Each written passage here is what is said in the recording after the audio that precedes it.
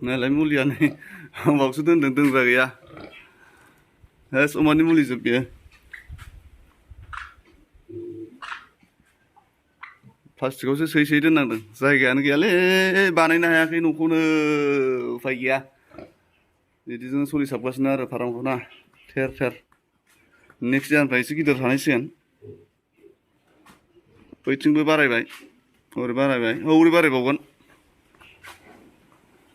नैबेबो बरियाखा बियो एकदमबारे फिसा जाथारनोसै बेबो बे मास लास्ट मास एप्रिलनि लास्ट मासफ्राव जानो हागौ ओरैबायदि थान्दाना बे अमा बिमाया फार्स्ट फिसासो होगोन आरो ना जोख्लिसो एकदम नर्मालखा नैबे ओमफ्राय दुनियानि खांखुवा साला फाग्लासो जागोन अमायानो ओरैबायदि अमायालाय खरा नङा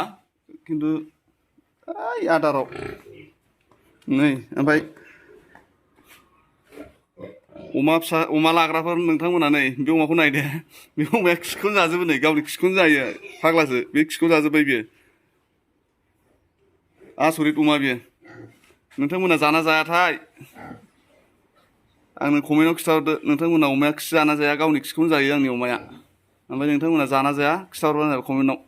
कमेन्ट खालामनानै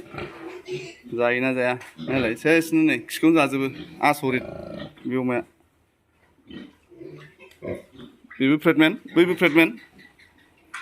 नैबे मासावनो जागोन बेबो बैयो नैबेहा उन्दुनाया गाबोन माबा समफोर जानो हागौ बिसोरो मानैजों एखे